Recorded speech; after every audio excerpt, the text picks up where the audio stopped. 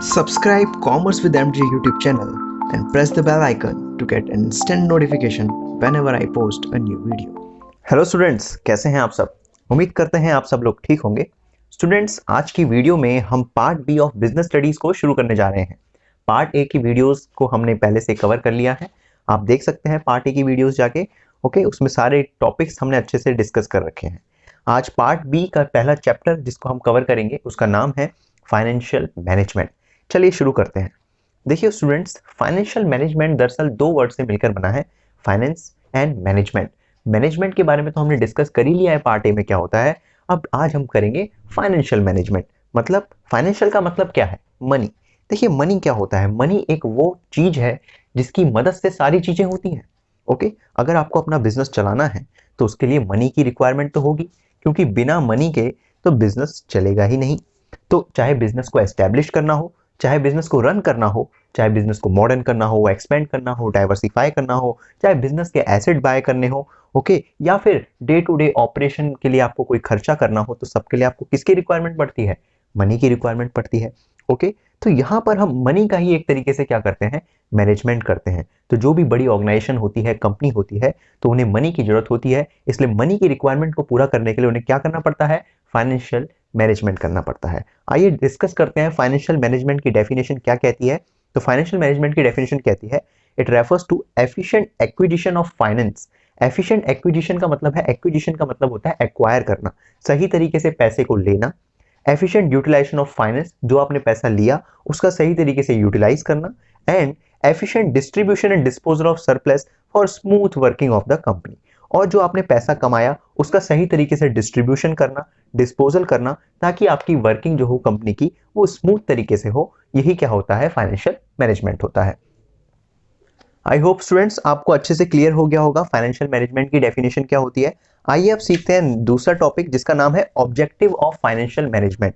देखिए जो हमने फाइनेंशियल मैनेजमेंट कर रहे हैं इसका ऑब्जेक्टिव क्या है, क्यों हमें फाइनेंशियल मैनेजमेंट करने की जरूरत है। तो the main and foremost objectives of financial management is to maximise the wealth of equity share holder.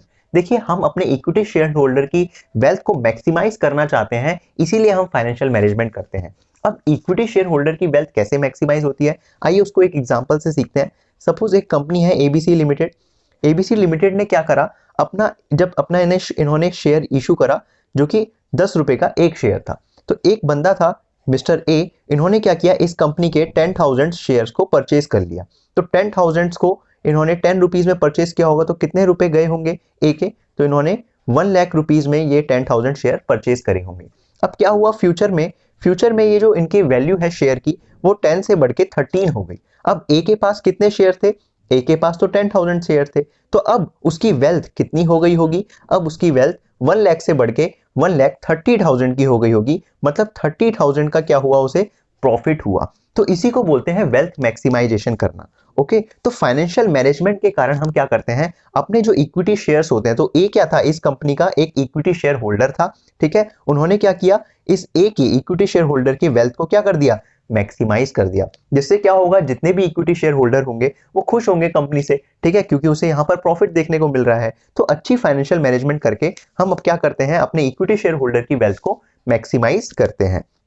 आइए सीखते हैं किस किस तरीके से इक्विटी शेयर होल्डर की वेल्थ मैक्सिमाइज हो सकती है। देखिए प्रॉफिट मैक्सिमाइजेशन से, अगर उसका प्रॉफिट बढ़ा, जैसे यहाँ पर देखिए आप 30,000 का प्रॉफिट हुआ इस पर्सन को। ठीक है, तो इससे उसकी वो वेल्थ मैक्सिमाइज हुई। वैसे ही साथ साथ मेंटेनेंस ऑफ लिक्विडिटी, अगर हम अपने शेयर होल्डर्स को एक लिक्विडिटी प्रोवाइड करें तो उनसे भी उनकी वेल्थ मैक्सिमाइज होगी। वो जब भी चाहे अपने शेयर्स को कन्वर्ट कर सकता है इजिली इनटू कैश।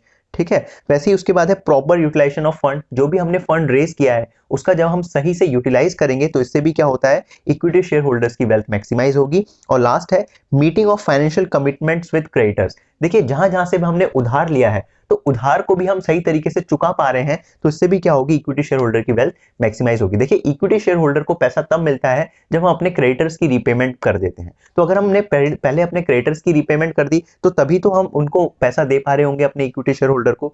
ठीक है, तो यही यहाँ पर पॉइंट है। तो meeting of financial commitments with creditors, तो अपने क्रेडिटर्स की जितना भी आपको पेमेंट करनी है वो भी आप सही से मीट कर पा रहे हो, सही से उनकी पेमेंट कर पा रहे हो। तो इससे भी क्या होगा, आपके जो शेयर होल्डर होंगे उनकी वेल्थ क्या हो पाएगी, मैक्सिमाइज हो पाएगी। आई होप आपको क्लियर हो गया होगा what are the objectives of financial management. आइए स्टूडेंट्स अब डिस्कस करते हैं फाइनेंस फंक्शन और फाइनेंशियल डिसीजन के बारे में। देखिए स्टूडेंट्स, हर फाइनेंस मैनेजर को 3 मेजर डिसीजन लेने पड़ते हैं फाइनेंशियल मैनेजमेंट करने के लिए। तो पहला क्या डिसीजन होता है? Investment decision, financing decision and dividend decision. देखिए जब हम यहाँ पर डेफिनेशन को रीड कर रहे थे, जब हमने कहा था एफिशिएंट एक्विजिशन ऑफ फाइनेंस, हमें फंड्स को एक्वायर करना था, तो इसके लिए जो डिसीजन होता है वो होता है फाइनेंसिंग डिसीजन, कि हम पैसे को कैसे एक्वायर कर रहे हैं, कहां से हम पैसा ले रहे हैं, डेट फंड पर जा रहे हैं या इक्विटी फंड पर जा रहे हैं, ठीक है ना, बोरोड फंड पर जा रहे हैं या फिर ओनर फंड पर जा रहे हैं, तो इसी को फाइनेंसिंग डिसीजन कहते हैं। वैसे उसके बाद हमने देखा था एफिशिएंट यूटिलाइजेशन ऑफ फंड, हम फंड का कैसे यूटिलाइज कर रहे हैं, कहां फंड को यूज कर रहे हैं, तो इसी को हम इन्वेस्टमेंट डिसीजन में डालते हैं कि फंड से हम करंट एसेट परचेज कर रहे हैं या फिक्स एसेट परचेज कर रहे हैं। और इसके बाद हमने देखा था efficient distribution and disposal of surplus, जो भी हम प्रॉफिट कमा रहे थे उस प्रॉफिट को क्या कर रहे थे, या तो डिस्ट्रीब्यूट कर रहे थे या उस प्रॉफिट को हम फ्यूचर के लिए सेव कर रहे थे, यानी कि रिटेन अर्निंग कर रहे थे, तो इसी को हम डिविडेंड डिसीजन में रीड करते हैं। तो यही 3 मेन फाइनेंशियल डिसीजन होते हैं जो हर फाइनेंस मैनेजर को लेने पड़ते हैं। कौन कौन से? Investment decision, financing decision and dividend decision. तो आज की वीडियो में हम इन्वेस्टमेंट डिसीजन के बारे में सीखेंगे। आगे आने वाली वीडियोस में हम फाइनेंसिंग और डिविडेंड डिसीजन के बारे में जानेंगे। आइए शुरू करते हैं, इन्वेस्टमेंट डिसीजन क्या होता है।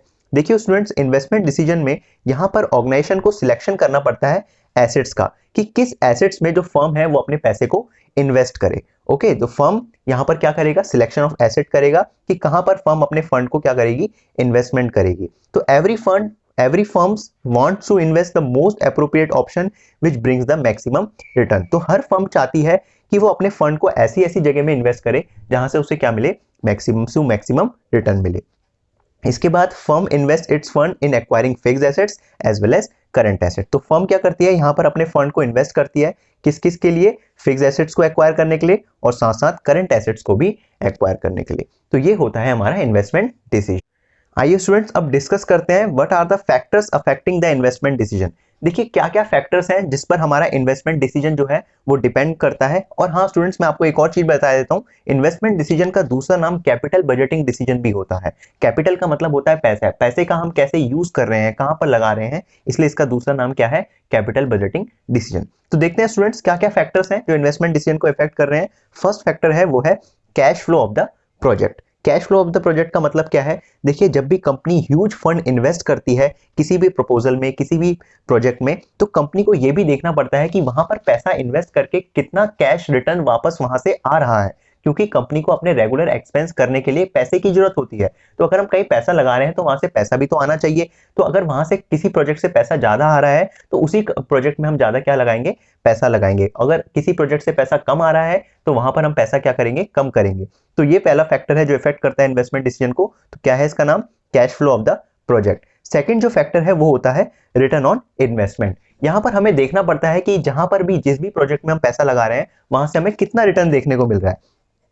सपोज करते हैं एक प्रोजेक्ट ए है, यहां पर पैसा लगाने से कंपनी को 14% का रिटर्न मिलता है और एक प्रोजेक्ट बी से पैसा लगाने में कंपनी को 15% का रिटर्न मिलता है। तो यहां पर कंपनी को डिसाइड करेगी कि कहां पर उसको ज्यादा रिटर्न मिल रहा है, कहां पर ज्यादा पैसे वापस आ रहे हैं, तो कंपनी यहां पर प्रोजेक्ट बी को चूज करेगी। ओके, तो रिटर्न ऑन इन्वेस्टमेंट भी क्या होगा? यहाँ पर सेकंड फैक्टर होगा इन्वेस्टमेंट डिसीजन का। वैसे ही इसके बाद है रिस्क इन्वॉल्व।